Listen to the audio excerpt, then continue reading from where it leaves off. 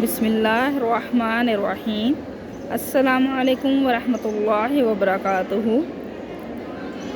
الحمدللہ آپ سب کی دعاؤں سے، اللہ تعالیٰ کے فضل و کرم سے مسجد نبوی میں بیٹھی ہوئی ہوں میں۔ تو اللہ تعالیٰ نے مجھے یہ سعادت دی ہے کہ میں یہاں بیٹھ کر ایک درس جو ہے وہ قرآن پاک دوں، آپ سب کو ایک لیکچر جو ہے وہ ضرور دے دوں۔ تو یہ میرے لیے بھی سعادت کا باعث ہے اور آپ سب کے لیے بھی۔ میں بس تھوڑا سا آپ کو مسجد نبوی کا یہ کہہ لیں کہ دیدار کرواؤں گی، جلوہ دکھاؤں گی۔ یہ اوپر یہ دیکھیں سب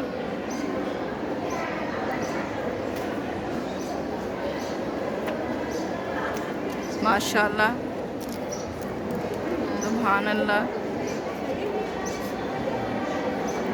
یہ کیونکہ عورتوں کا پورشن ہے اس لیے میں زیادہ جو ہے وہ نہیں دکھا سکتی، تو ہم اپنے لیسن کا آغاز کریں گے۔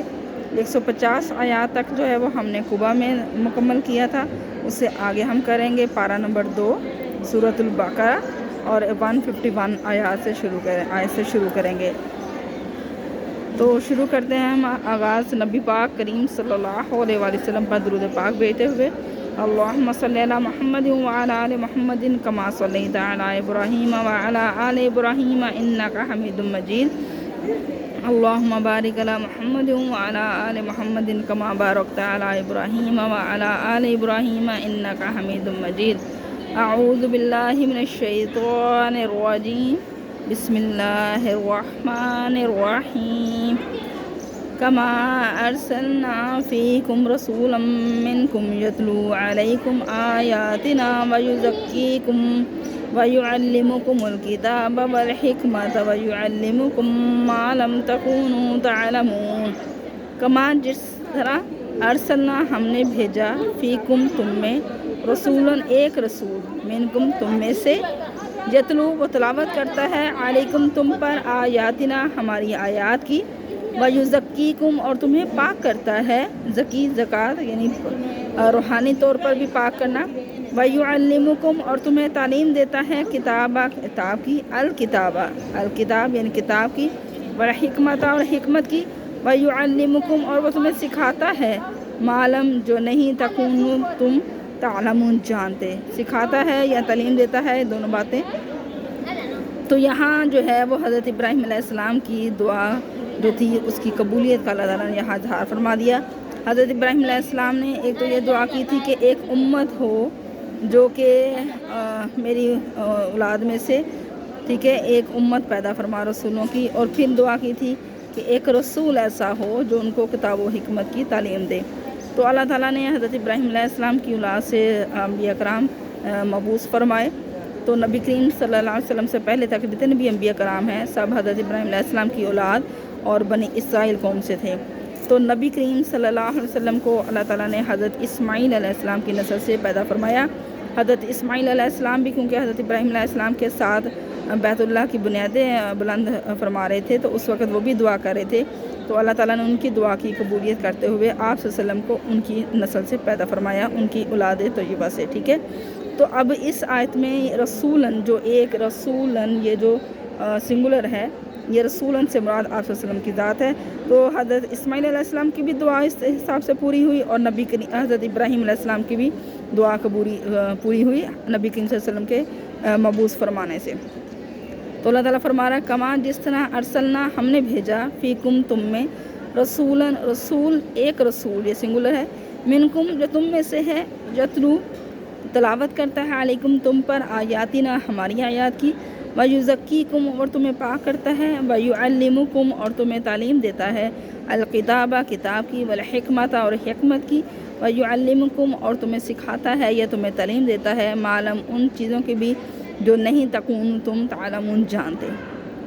فاذکرونی اذکرکم واشکروا لی ولا تکفرون۔ فاذکرونی پس میرا ذکر کرو۔ اللہ تعالیٰ اس یہ کہہ لیں کہ آپ صلی اللہ علیہ وسلم کے بعثت کا فرمانے کے بعد اللہ تعالیٰ یہ ارشاد فرما رہا ہے کہ پس میرا ذکر کرو، یہ میرا احسان ہے تم پر کہ نبی کریم صلی اللہ علیہ وسلم کو تمہیں میں بھیجا، اور پس میرا ذکر کرو۔ فاذکرونی پس میرا ذکر کرو، اذکرکم میں تمہارا ذکر کروں گا۔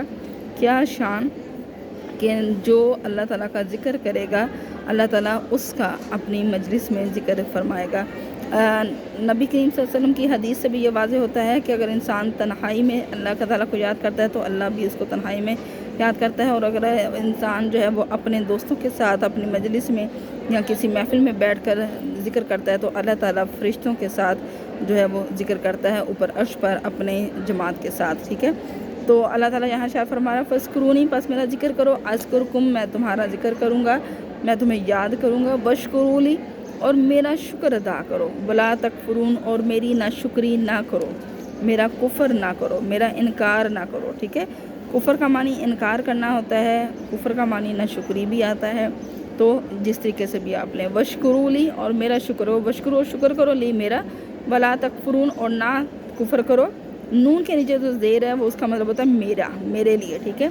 تو اس کا مطلب میرا کفر نہ کرو، یا میرا انکار نہ کرو، یا میری ناشکری نہ کرو، ولا تکفرون، یا ایھا الذین آمنوا استعینوا بالصبر والصلاۃ ان اللہ مع الصابرین، یا ایھا الذین آمنوا، اے ایمان والو، استعینوا، مدد طلب کرو، بالصبر، صبر کے ساتھ، والصلاۃ، اور نماز کے ساتھ، ان اللہ، بے شک اللہ تعالیٰ، مع الصابرین، صبر کرنے والوں کے ساتھ ہے۔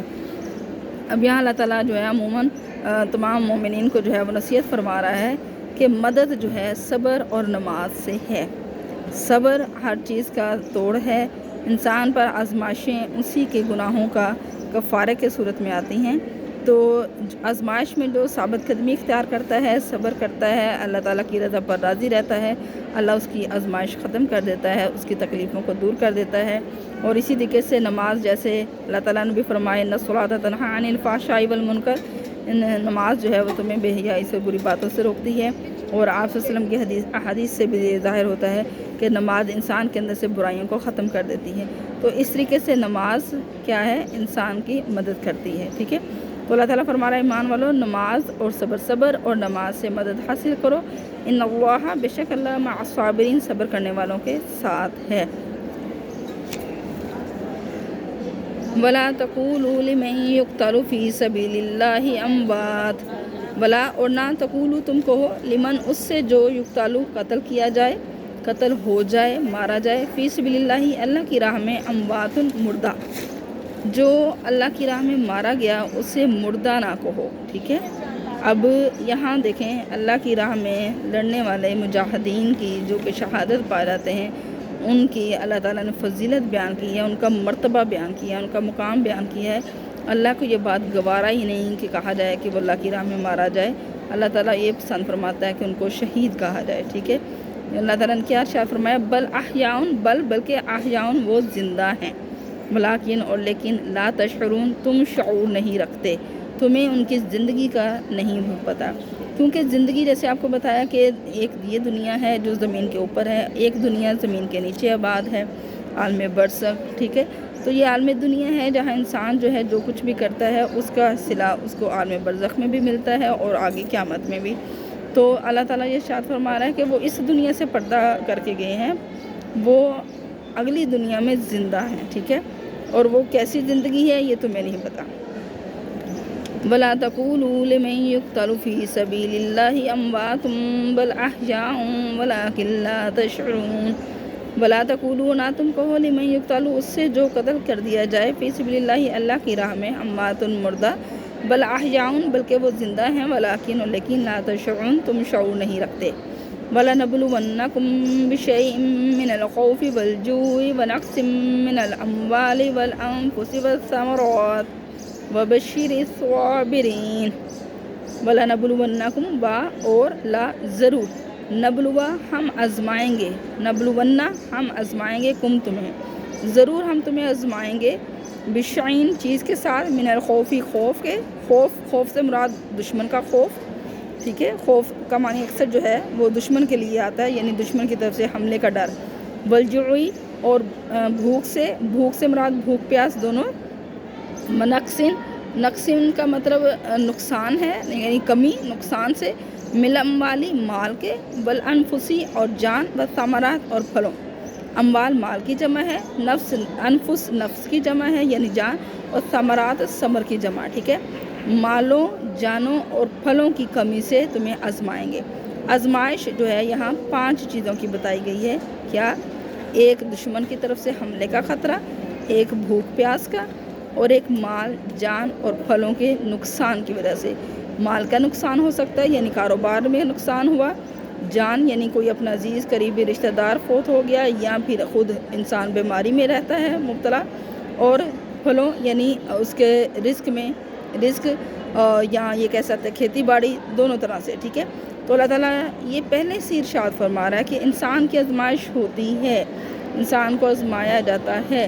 آزمائش کے بغیر تو کچھ بھی نہیں نا، جیسے وہ کہتے ہیں نا کہ سونا کندن جو ہے وہ بھی آگ سے نکل کر ہی سونا بنتا ہے، تو تپ کر ہی انسان مومن بنتا ہے۔ انسان مصیبت مشکلوں میں ثابت قدمی اختیار کرے تو ہی وہ مومن بنتا ہے، تو ہی اس کے ایمان کی پختگی کا پتہ چلتا ہے، ٹھیک ہے۔ تو اللہ تعالیٰ نے ارشاد فرما دیا کہ وہ اللہ آزمائے گا ضرور۔ وبشر الصابرین، وبشر اور خوشخبری سنا دیجئے، صابرین صبر کرنے والوں کو، صبر کرنے والوں کو خوشخبری سنا دیجئے۔ یعنی اب یہ آزمائشوں کے بعد جو کہا گیا صبر کرنے والوں کو خوشخبری سنا دیجئے، اس سے یہی بات ظاہر ہو رہی ہے کہ جو ان آزمائشوں میں پورا اترائے گا، ثابت قدم رہے گا، تو ان کو خوشخبری سنا دے۔ آگے اللہ تعالیٰ جو ہے یہ ثابت قدمی کا ایک ذریعہ، ایک ثبوت یعنی کہہ سکتے ہیں کہ بتا رہا ہے کہ ثابت قدمی کیسے ہوتی ہے۔ الذین، وہ لوگ، اذا جب، اصابتہم ان کو پہنچتی ہے مصیبت، قالوا تو وہ کہتے ہیں انا للہ، انا بے شک ہم، للہ اللہ کے لیے ہیں، وانا اور بے شک ہم، الیہ اسی کی طرف، راجعون لوٹنے والے ہیں، اور بے شک ہمیں اسی کی طرف رجوع کرنا ہے یا لوٹ کر جانا ہے۔ اب یہاں یہ واضح فرما دیا وبشر الصابرین الذین اذا اصابتہم مصیبہ، یعنی ان صبر کرنے والوں کو خوشخبری سنا دیجئے کہ جن کے پاس جب کوئی مصیبت آتی ہے، قالوا انا للہ وانا الیہ راجعون، تو وہ یہ کہتے ہیں کہ بے شک ہم اللہ کے لیے ہیں اور اسی کی طرف لوٹنا ہے۔ مصیبت پہ پریشان نہیں ہوتے، مصیبت پہ شکوہ نہیں کرتے، مصیبت پہ رونا دھونا شروع نہیں کرتے، بلکہ ثابت قدمی اختیار کرتے ہیں اور کہتے ہیں کہ یہ سب کچھ اللہ تعالیٰ کا ہے، ہم بھی اللہ تعالیٰ کے ہیں، تو ہمیں بھی اللہ کی طرف لوٹنا ہے۔ یہ مصیبت آئی ہے ہم پر، ہمارا جو بھی کچھ کھویا ہے اللہ تعالیٰ کی طرف ہی گیا ہے، تو ہم نے بھی ایک دن اسی کی طرف جانا ہے، یعنی اللہ کی رضا پر وہ راضی رہتے ہیں۔ اولئک علیہم صلوات من ربہم ورحمہ واولئک هم المہتدون۔ اولئک یہی وہ لوگ ہیں، علیہم ان پر، صلوات یعنی رحمتیں ہیں یا درود آپ کہہ سکتے ہیں، من ربہم ان کے رب کی طرف سے، ورحمہ اور رحمت۔ اب صلاۃ جو ہے، صلاۃ وہ درود کے لیے بھی آتا ہے، تو درود سے مراد اللہ تعالیٰ کا فضل و کرم ہے، یعنی درود تو خاص طور پر نبی کریم صلی اللہ علیہ وسلم پر صرف بھیجا جاتا ہے، لیکن لفظ وہی یہی استعمال ہوتا ہے۔ تو یہاں ہوگا کہ ان پر اللہ تعالیٰ کی طرف سے رحمتیں، برکتیں ہیں، برحمت اور رحمت الگ سے بھی بتایا گیا ہے، لفظ استعمال ہوا ہے، تو اس کا مطلب اللہ تعالیٰ کی طرف سے ان پر فضل و کرم اور رحمتیں ہیں، ٹھیک ہے۔ واولئک هم المہتدون، واولئک اور یہی وہ لوگ ہیں، هم المہتدون جو کامیاب ہونے والے ہیں، جو ہدایت پانے والے ہیں۔ یعنی اس ساری کا خلاصہ کیا ہے؟ اللہ کی راہ میں، اللہ کے اس دین پر چلتے ہوئے مشکلات پیش آئیں گی، وہ تمہاری ثابت قدمی کا ثبوت ہوں گی، تمہاری ثابت قدمی کا امتحان لینے کے لیے ہوں گی، اور جب انسان ثابت قدم رہے گا تو اس کا مطلب ہے کہ وہی فلاح پانے والا ہے، وہی جو ہے وہ اللہ تعالیٰ کے نیک بندوں میں شامل ہونے والا ہے۔ آج کے لیے اتنا ہی کافی ہے، انشاءاللہ آگے ضرور ہم کریں گے۔ اس لیسن کا اختتام ہم نبی کریم صلی اللہ علیہ وسلم پر درود پاک بھیجتے ہوئے ہی کریں گے، اور ساتھ میں مسجد نبوی کا دیدار کرتے ہوئے۔ تو اللہم صلی علی محمد وعلی آل محمد کما صلیت علی ابراہیم وعلی آل ابراہیم انک حمید مجید۔ اللہم بارک علی محمد وعلی آل محمد کما بارکت علی ابراہیم وعلی آل ابراہیم انک حمید مجید۔ اپنا بہت سارا خیال رکھیے گا۔ اللہ ہمیں صحیح معنوں میں قرآن پاک پڑھنے اور اس پر عمل کرنے کی توفیق عطا فرمائے۔ اللہ حافظ، آمین۔